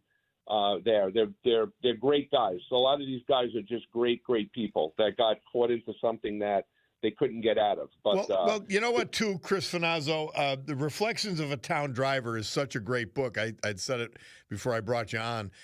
It's such a great book because it not only goes through your experience, but as town driver, taking these people home, so to speak, you experienced all of the things that they touched and that they were subjected to. And so it covers the entire panoply of prison experience. It really is amazing. I appreciate that. It's on all of the book sites now. Barnes and Nobles, Good Books, Amazon. It does very well. It's doing really well with not a lot of promotion. I think people that read it understand what the justice system is about. I've had people tell me, my father was a policeman, my uncle was a policeman. I always was geared to say, well, he was arrested, so he's guilty. After reading the book, they realized there's a whole other side to people being incarcerated for little or no reason. Yeah. You hear about crazy things. You see Donald Trump and what he's gone through with the judicial system, and I went through a similar thing. They go through your records, your money. They take everything that you could possibly take to break you down. But what I realized at Fort Dix is that that was never going to happen to me. I wasn't going to let anything happen to me that wasn't in a positive way. So when I came out and my lawyer told me that my sentence after a period of time was vacated, Yeah. I was elated and happy. But I went through, being at Fort Dix was the easy part. Going to court every day and having all these bad things people saying things about you which were not true was the worst part. Yeah. And you have to be subjected to that. Where at Fort Dix, it's just you. You don't have your wife or children or grandchildren around to be subjected to that. So, yeah, the book. I appreciate all the help with the book. It really is an amazing book. It's selling well. I'm very proud of it. There might be a Town Driver 2 book, depending on. I have another 100 stories of people love that. Did all kinds of crazy things that you would never think were. Like anybody could do that. It was almost like driving in like a reality show every time that I put somebody in the car, so. I know. There really should have been like Seinfeld's coffee in cars with comics. Yes. Yeah. Yeah. Cars, yes. It should be like that. But me as the town driver driving criminals home from being incarcerated for 30 years. Yeah, so. amazing. Hey, Chris, we're going to take a break. We're going to come back. You got a whole new second act. I'm wearing it as we speak. We're going to take this break. We'll come back. Chris Finazzo is our guest. He's the author of Reflections of a Town Driver, but he's also the founder of All Time Great, a clothing line that has just begun, launched their website. We're going to talk to him after this.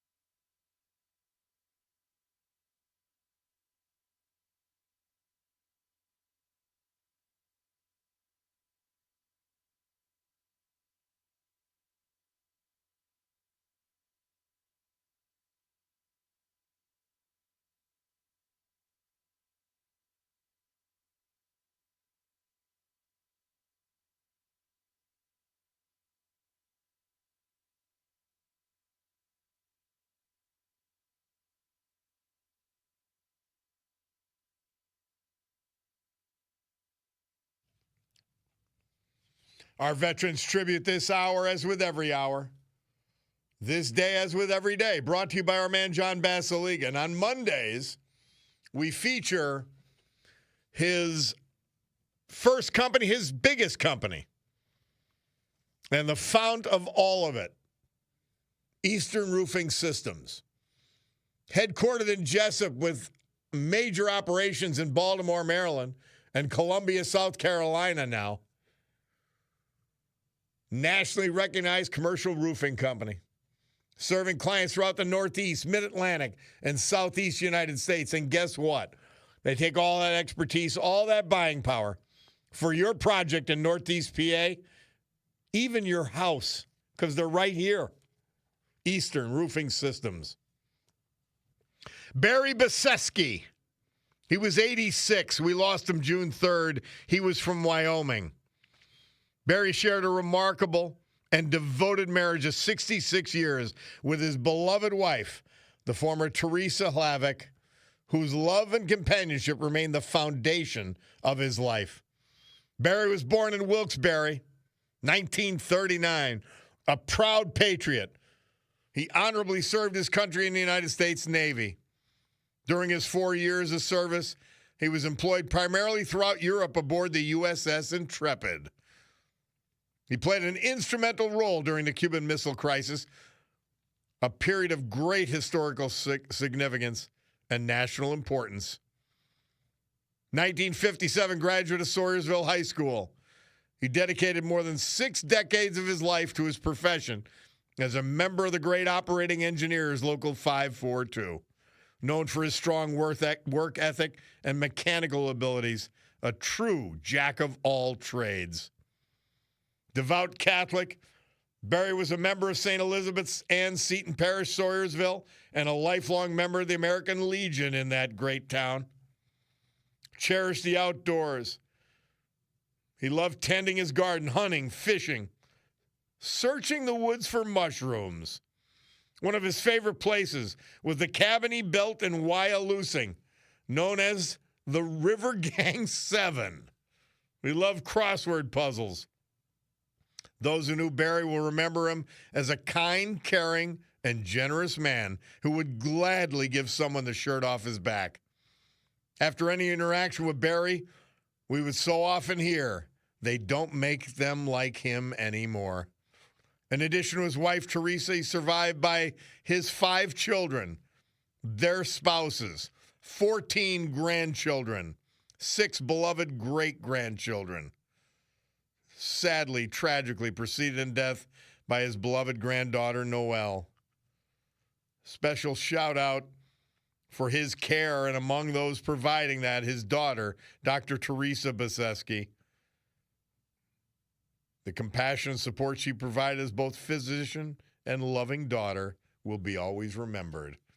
Barry Baseski, our great veteran this hour, brought to you by John Basiliga and the incredible Eastern Roofing Systems. Forecast for Northeast Pennsylvania by AccuWeather, brought to you by the great gang at Montage Mountain. And if the water park's in full swing, I mean, there's no place else to be this week. Literally no place else. I'll tell you why. Today, hot with intervals of clouds and sunshine, 90 degrees. Tonight, partly cloudy and humid, 65. Tomorrow, hot with partial sunshine, 92, low of 71. Wednesday, mostly sunny, very hot and humid. 98 on Wednesday, low 71. Thursday, sunny, very hot and humid. Dangerous heat, 102, low of 73. Friday, partly sunny, hot and humid. Thunderstorm possible in the afternoon. Big celebration. Zambelli fireworks, the Northeast Philharmonic, the whole package. Courthouse Square in Scranton, brought to you by all of us here at Odyssey. But it's going to be hot. 101 degrees, low 72. Just watch out for your neighbors, would you please? Just watch out for them. It's going to be a little dicey for some people who may not have air conditioning. Look at France. They basically refuse to have air conditioning because of the green scam. And hundreds and hundreds of people died because of it. So watch out for your neighbors. That's your weather. Brought to you by the great gang at Montage Mountain, the water park in full swing, and we need it this week. It's 82 degrees already.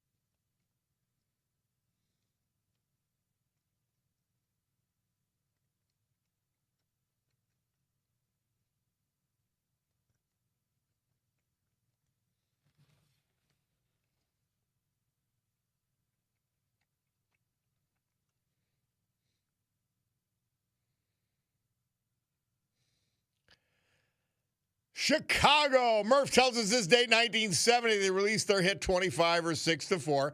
I don't know what the hell it means, but it's good music. So we're talking with Chris Finazzo. Amazing career in the fashion and garment industry. Ended up with he basically got screwed by the feds. They made up a crime. The Supreme Court said so, not me. And not even Chris. The Supreme Court said so. Reflections of a Town Driver is his book, which you can find anywhere. Amazon, all that. BarnesandNoble.com. And it's a great book because it not only tells his story with the criminal justice and prison system, but those of many others who he drove while he was a prisoner, a trustee, I guess you could call. But he's with us now. Chris, so fashion industry, you were in it. You had massive success. Macy's, Aeropostale, all that. And you were out of prison. They basically said, guess what? Oops. Oops, we made a mistake. We made a mistake after 5.5 years. But you, undeterred, you said, you know what? I'm going to go back to what I know. And what was found was this really neat concept, all-time great, the clothing. Well, I want to say one thing. You amaze me every time I'm on the radio show, and I listen to you once a week because I'm here in New York on the Odyssey app. You are an all-time great, Bob. You know, the way you run your show and the way you handle your guests is amazing. And the things that I know you write some of it down, but most of it is in your head.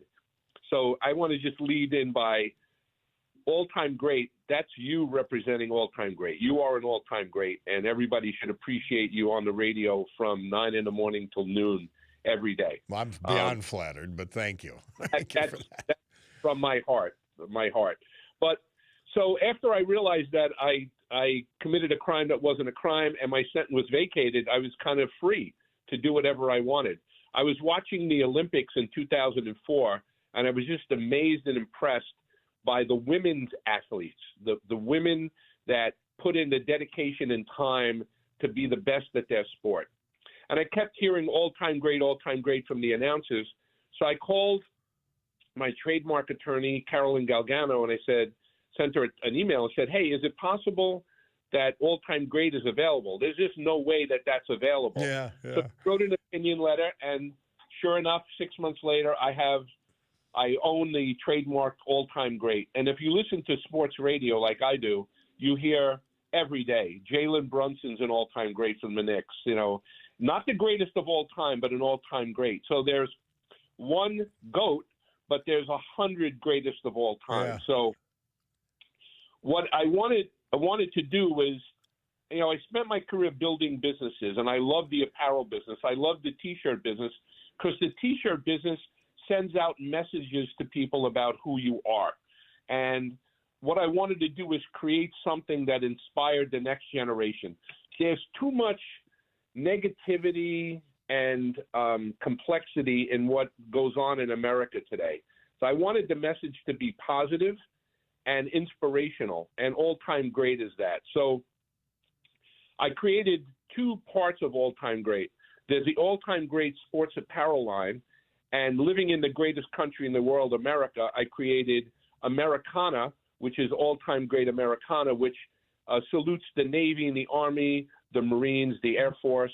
It salutes our flag. It tells people with pride how you should wear your colors. It's not overstated, but it gives you a positive message about what America is about. I look at all of the soccer teams now that are coming here for the World Cup, and they're just overwhelmed with the positivity of America. We should be so proud to be an American and to wear the product. So I started this lifestyle brand, and I wanted to create an apparel inspired by sports and hard work and resilience and confidence in kids. I have a little granddaughter. Her name is Rosie, and she's the tiniest little thing you've ever seen, and she plays softball. And my granddaughter, Valentina, plays she's a catcher for Fairfield Division I.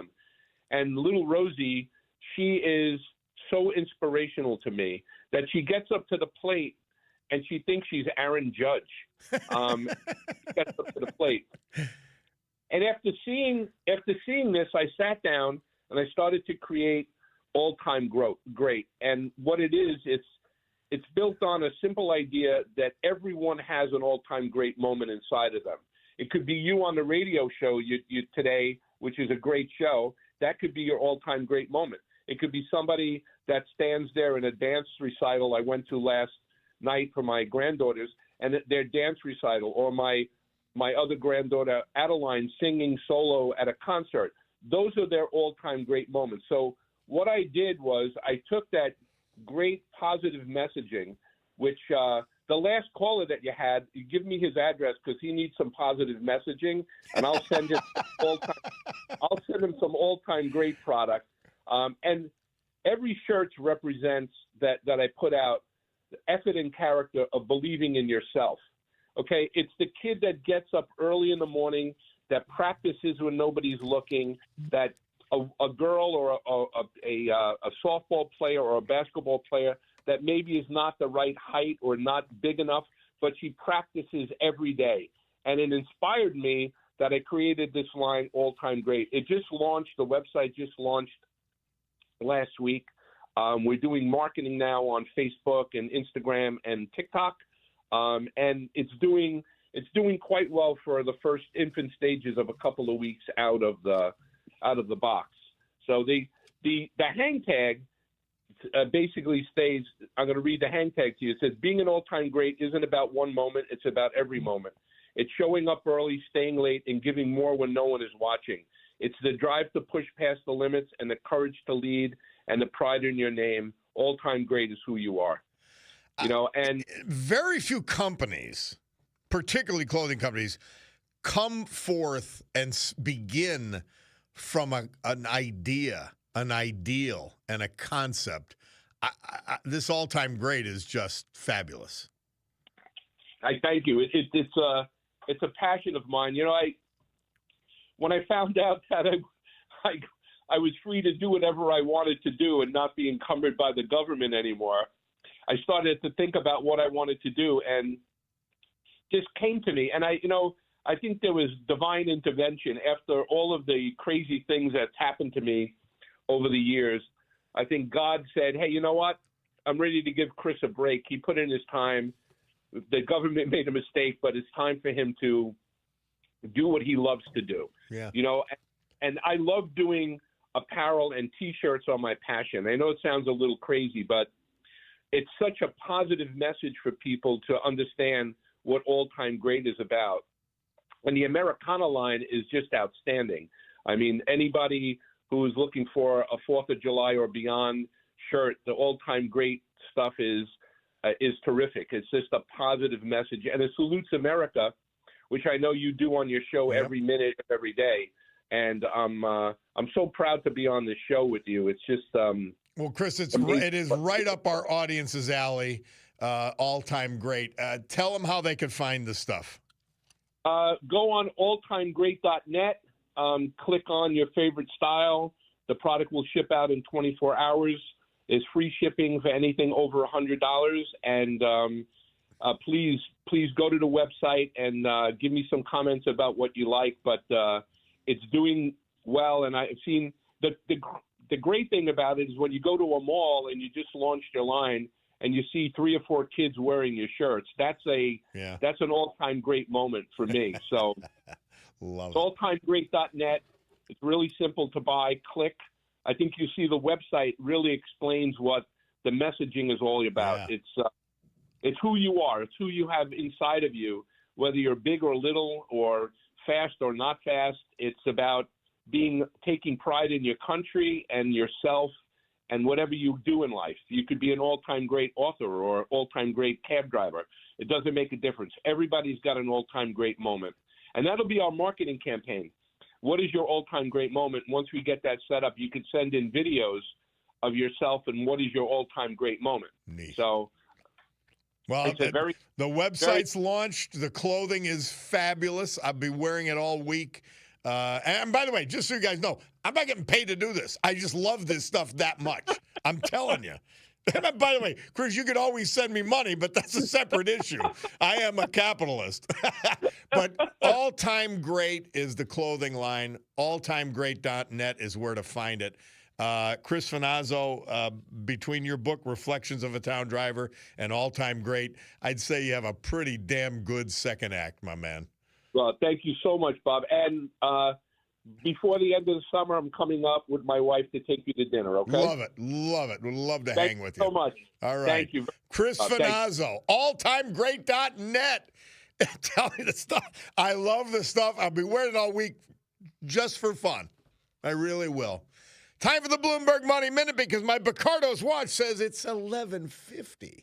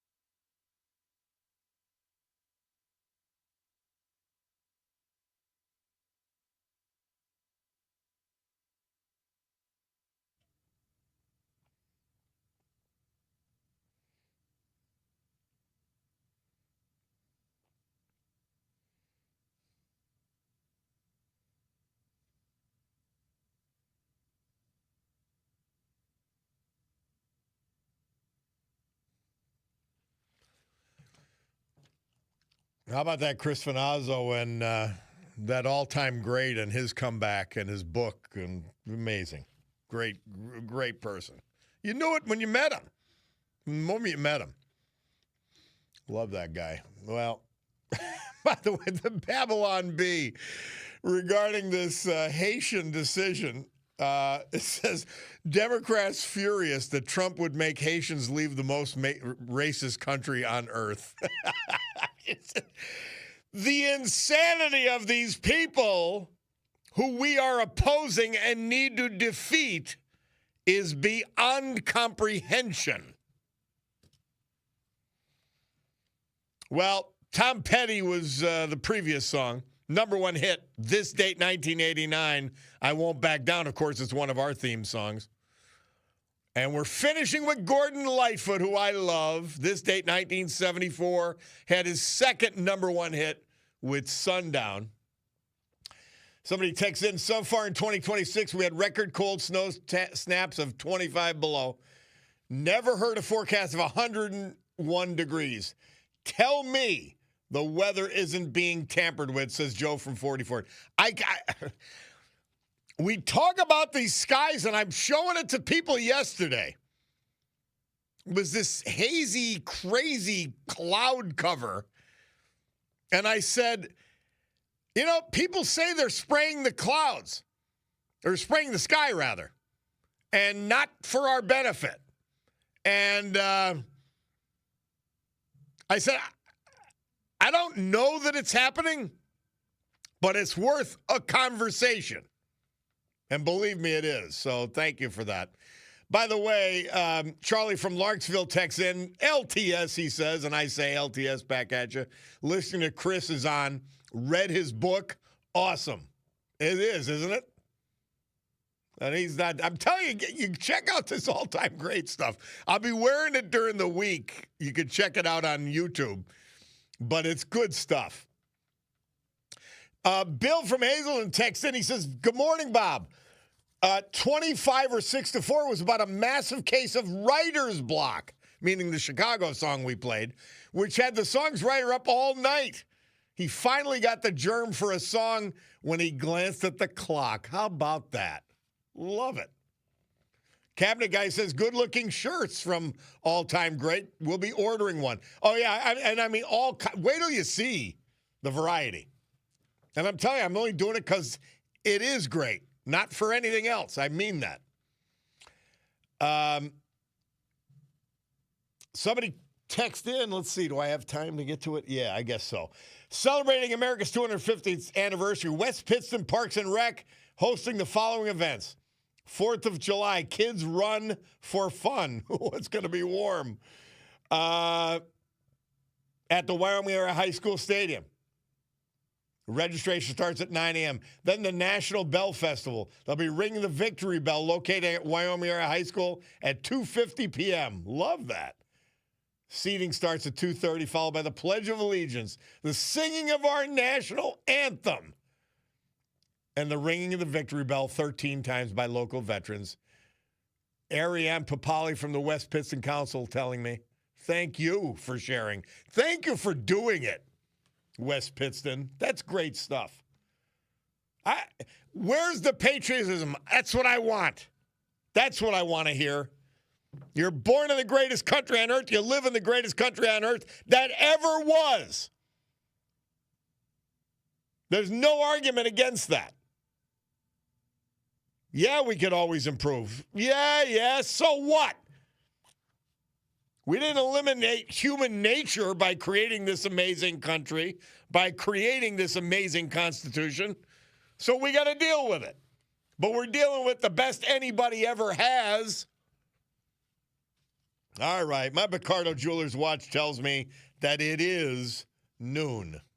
Actually, 12:01. That means I got to go. Sue Henry show next. Rob O'Donnell show after that. But for now, we've got to gavel to a close. Today's meeting of the Club for Common Sense telling you adios, have a good afternoon, and look out for your neighbors who may not have a place to get cool. And don't forget, Montage Mountain Water Park open all week. And there'll be It'll be an amazing respite for anybody. Guys, have a great afternoon. God willing, I'll see you tomorrow again at 9, and we'll do this thing all over.